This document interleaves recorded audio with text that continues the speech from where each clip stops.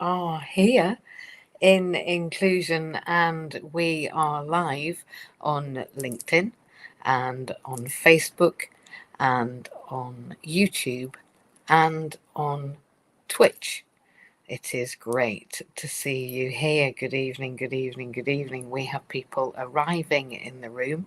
I'm going to give it just a few minutes, although we are live on social media. So for all of you joining us on social media, don't forget that you can make comment in the chat, and you can also come into Clubhouse if you wish. Please do come up, people, and I will make you moderators. So we're just going to make it a few minutes and then I'm going to get talking. It's a very important day, very important evening. I'm still trying to make you a moderator. There we are. Oh, it's all very exciting that we can be seen live on social media, being live on social media. Come up. Your mic's not working. Is it not? Can you not hear me? How interesting. I will leave quietly and come back. Bear with me. Oh, don't we love it? Let's see.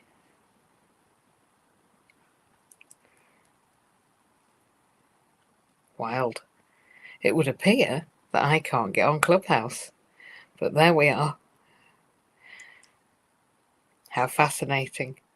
I'm going to turn my phone off and turn it on again. Guys. I said days and guys all together. And it came out as gays. Days and guys is days. So anyway, we are still live on social media. Don't you just love live performances? And as you can see, I am restarting my phone. That's where Clubhouse is. So those of you on Clubhouse, unfortunately, you haven't got my dulcet tones. However, if you're on Facebook or LinkedIn or Twitch or YouTube, you can see me and you can hear me. And we are talking this evening about making a difference. It has been National Make a Difference Day. That was on Saturday, but I'm going to be making a difference all week, and that's what I'm going to be talking to you about today, as soon as I can find inclusion and be back in the room and see if anyone has joined yet. We certainly have some people that we are including tonight, but it's funny. I don't appear to be able to find my own house or my own room. Let's have a look. Oh, here we go, and there's more people arriving. Cool, so not so good, but WhatsApp's always good. So hello, anyway, hello. Can you hear me? Yes, we can. Woo! We made it. Good evening, Andrew. Thank you. Hey, Alexia. It's good to see everybody. We are live on social media, and we have been since 7 o'clock. We're live on Facebook. We're live on LinkedIn. We're live on Twitch, and we're live on YouTube. So, good evening, everybody. Please do make everybody a moderator, James. That would be lovely of you if you can do that. I would be awfully grateful. And today is a very, very important day. This evening is a very important evening. And I don't think you could quite make up the day that I've had, but it is all about making a difference. And we are making a difference together. But I'm gonna take you back from that title, and for a few minutes I'm going to talk to you about something that I've experienced. So when I died, okay, for those of you that weren't here before that very broad statement, in 2019 we had a bit of a difficult time. It was called COVID. It was a global pandemic, and I became very, very unwell, as many of you know, and the result of that was that my heart stopped. Now, I was also intubated. I was also in coronary care. I was also in York District. It was also very difficult, and it wasn't pleasant, I have to say. However, I'm going to talk to you about why it was difficult, but what it taught me. Now, when I was very unwell, there had to come a point when all of the staff were let go of. And there were a lot of them. And by let go, I meant they had to be had to go to a new job, right? Or they had to find other work. And this was not an easy process. Now, it isn't the first time that I've been party to such a big change, but it was one of the times when I was not responsible for it, but I was certainly party to it. But I'm going to talk to you about when that happens to organisations. Now, an example that's probably a bit easier for me to mention, and you can actually go and look at this example, is let me just have a look if I can find it on my phone. I do love it when we all talk quite literally. Okay, so in the moment. So I have been party to changes in organisational structures for a lot of years, but not as many years as a bloke called Jason Clarke. Now, Jason Clarke has got a much celebrated TED Talk, and Jason Clarke opens his TED Talk with talking about the fact that he came into an organisation just like what was Yell SOS and personalised learning services. And he was invited into the organisation only to speak, only half a day, I think it was, after that organisation told most of its employees that they were exited from the organisation. Now, we don't know why, and you can go and look at the TED Talk, which is entitled "Embracing Real Change." And Jason talks about the fact that he went into the organisation, and when they all got their little emails saying that they were going to be finished from that job, the person that had invited him in said, "Do you want to just go home now? Because actually, there's not really anything for you to talk about because well, I'm probably not going to be here." And he said, actually, today is exactly when I think that I should be here. Let's make sure that everybody gets together and we can talk about what's going to go on. So he did. He opened up the space and he said to the people that turned up, "What's happening for you?" Now you can imagine, can't you?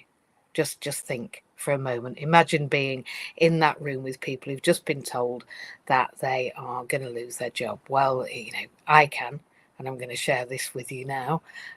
Well, what about my mortgage? Well, oh my God, what about the kids' school fees? Oh, how am I going to eat next month? Oh my God, I've paid for a holiday that I've got on monthly repayment or payments for until next year. Oh, it's 58 days till Christmas. I've only got one payday and there's 2 paydays to Christmas. I'm imagining being in that space.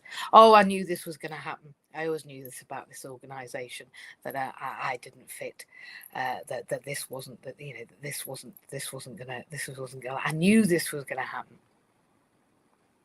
Interestingly, what he talks about is the fact that, bit like, right, when kids fall over, yeah. If a kid falls over, they just sit for a second, don't they, in kind of shock.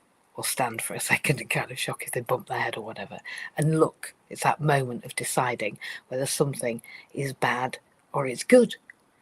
And if dad comes along, and generally we know from research this is generally how it works with the male and female components. If dad comes along and has a laugh and goes, "Oh, there we are, look at you, come on," then they can have a bit of a giggle. Oh, and they do it again, probably, to make dad laugh again. If mum comes along and goes, "Oh, darling, there, are you okay?" Generally, that's when they, "I don't know. No, I'm not okay." And that's when the impact of what's just happened, a big change, kind of hits that little individual. And these individuals that were in this organisation sat for a moment, and because those around were, "Oh, what about my mortgage? Oh, what about my holiday? Oh, what about Christmas?" Everybody started to share what they were frightened about.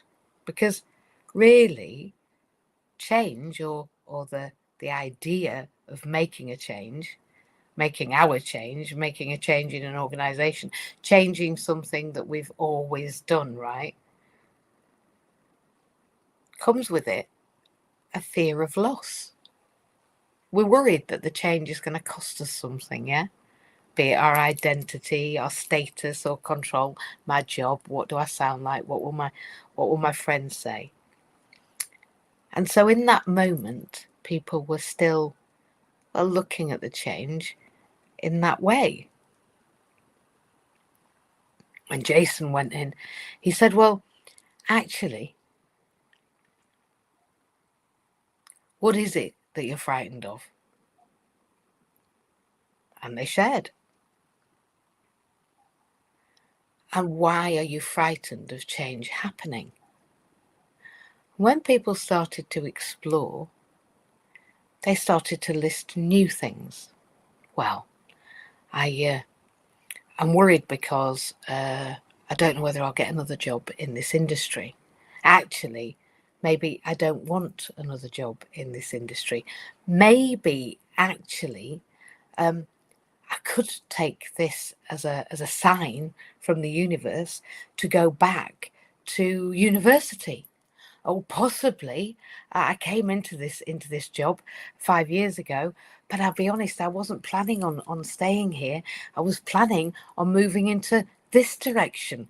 But once I got comfortable, well, I just stayed around, and then they started to say, well, actually, I'm going to miss everybody here. So maybe as we're all going through the same change, we should connect and have a support group as we go through that change together. Maybe what we do is we check in on each other, and we have a bit of a different approach to how we've been. It will be quite good to communicate with each other outside of this environment. And in fact, I would like to see everybody when they're not busy doing their job.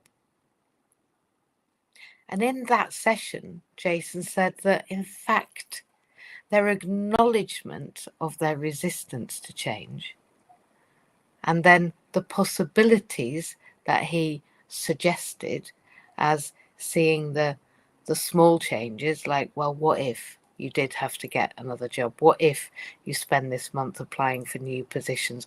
What if you think about a different way of doing things, and maybe you can support each other on this journey? Really starts to allow people to open up their mindset. Now, it's my opinion, and so it was of Carol Dweck's, that a growth mindset, one that looks at possibility instead of limitation, is really a very important space to be. And when we are talking about making a difference, it's estimated, says Jason, that about 70% of organisational time is spent covering their back. Yeah. And maybe another 10% on looking at what everybody else is doing, what they call turf wars, where, well, it's my job. Why are you doing that bit? Why does this make you look more important or me look less important?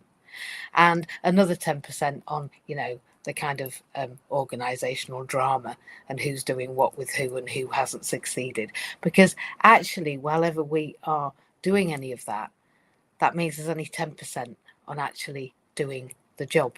And he has done a straw poll, an informal one over 15 years, that asked people if this organisational structure in the main looks like this, and they all agree. But if we want to make a difference, maybe it takes a different approach. And today, or a Saturday, and certainly for me this week, it's National Make a Difference Day. I'm going to make it a week. In fact, I'm going to make it 365 days. I'm going to make it an annual, reoccurring reminder that I want to make 365 days difference again. Because for me, a growth mindset is a given. When I died in 2019, actually, I had to really look at my life as I sat without those 25 employees, without my office that I'd been in for 15 years, without the two infrastructures that had commanded my day and night. I had to really look carefully at what I had left, what I'd drawn and grown from that experience, and then what I could take, gather up, put in my backpack, and take going forward to a new reality. And I think that a growth mindset is one that looks what we gained and considers the things that we learned through the lessons that we were facilitated with, and is able to take what we've got and grow it in a different direction. And so I moved to Wales. And when I did, I started to reach out and met some incredible people. And I also had all of those existing people back in Scarborough and around the UK and indeed around the world that I helped with those 25 staff make a difference with for a long time. Now, interestingly, as I talked about my day today, I opened up my new module for university, and I have one more to study in the next 2 weeks. I think 32 more hours lectures in the next 2 weeks. And it's all about making changes. And Jason's TED Talk was part of my directed study today, when I'd already written the room for making a difference. And he was talking about organizational change, a growth mindset, and what real change means. You see, what organizations don't enjoy, and I had this in the Department for Education, believe me, about 4 times in the 15 years that I worked with them, where they rebranded. They rebranded their organization, and they rebranded their logo, and they changed their language, and they updated their website to reflect new ways of talking about people in education. And today, in fact, certainly in the last couple of weeks, Social Care Wales, who of course is my awarding and regulatory body, are changing requirements, and they are now including the requirement in England and Wales and Scotland, actually, and we've already had this in Ireland since about 2022, I think, maybe even earlier, that we must have individuals with the lived experience as part of social work education. Now, if you remember, we were at BASWA, the British Association of Social Workers, in 2022, and we were all there as part of our lived experience, talking about organisational change and why we are part of it. Remember, Ju is a director of inclusion. Now, Fran is a director of inclusion, and indeed, I will be inviting those in inclusion to put their names forward for being on the board of directors. That means that we get to organise our change ourselves. Now, what Social Work Wales say, Social Care Wales say in their theorising, and I've been talking to a chap in Scotland today who's just produced a podcast about this very change for social work and social care in England, Wales and Scotland, and of course Ireland already have got this, that actually people don't poo-poo change except when they don't think it's real, when they just think it's a rebranding exercise, when they believe that it's not really the culture, the heart of the organisation that's changed, just the front face, just its dress. Now, some people say, oh, I don't like change. But I'll be honest with you, I think we need to tell hairdressers that that's the case if people don't like change. And maybe we should tell the fashion industry that people don't like change. And possibly we need to tell estate agents that people don't like change. Because when you think about it, and holiday places, right? The travel agents, I think we should tell them that people don't like change. Because actually, people do like change. What they don't like is false change. What they don't like is inauthenticity. Now, I've been banging on about authenticity and being the change that you want to see for a long, long time, but particularly vehemently in the last 4 years. And I'm very excited to say that over the last 4 years, I have definitely changed. I've changed what I eat. I've changed how I move. I've changed how I sleep and when I sleep. I've changed when I get up and when I work. I've changed what I study, and I've even changed my title.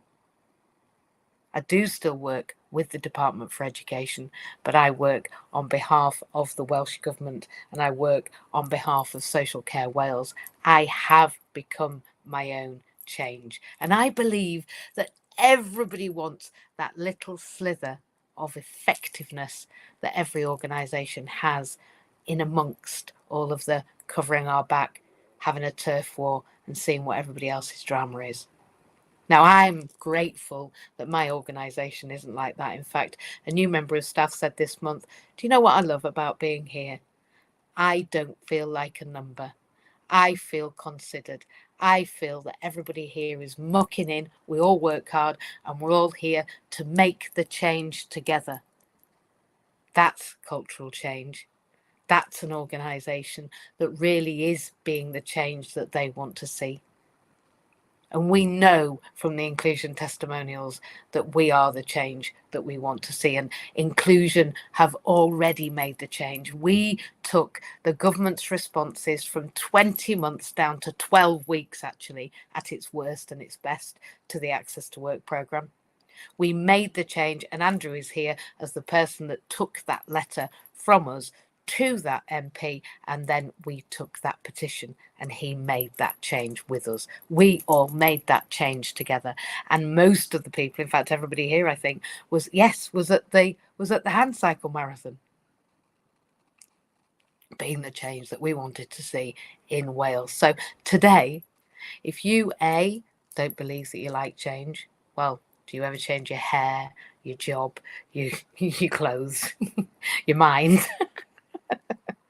Change is good when it's real change, and real change happens, I believe, when we are together. Real heart shifts happen when we realize that we are each other and that everything we do in the world affects one another. And actually, as a community, we have to be the change culturally, emotionally, socially, and situationally, and practically. Because our Caras, our spiritual family, not the family that we were born with, but the family that's connected all over the world for the same goals, the same change, the same future, well, they're the people that we can feel and experience as being part of that family. You know, when you meet somebody and you're like, yeah, we definitely resonate. I believe that's somebody else with a growth mindset. I believe that's somebody else that really wants real change. I believe that's somebody else that believes in possibility. Because I think that's all people want, possibility. And on the road to change, towards possibility, we need each other. That support group that they alluded to when they were told they didn't have a job. Those touch-ins every week when they shared how it was going to look for that new job or start that new university course or move house now that they realise they can downsize and save some money and probably have some in the bank whilst they're looking for that new job. All of these changes happen because happenings happen. So things have to change, but I think it's how we approach them that matters. And if you want to look up change, look up Carol Dweck. And if you want to look up more change, then have a look at, let me get his name from what I wrote down earlier, Jason Clark's message. You know, change isn't easy, but with the right mindset, it can become one of our greatest tools for personal and professional growth. So I want to say thank you to you all for joining tonight. Let's continue to embrace that change that we want to be, continue to support each other and sharing our insights to make this world a better and more adaptable place. I'm going to say goodbye on social media now. as I talk to the inclusion lot in the inclusion house. And I want to say thank you for listening to me for nearly 25 minutes. Have a great evening, everybody, on LinkedIn, on Facebook, on Twitch, and on Twitter and YouTube. Have a good evening. Bye-bye.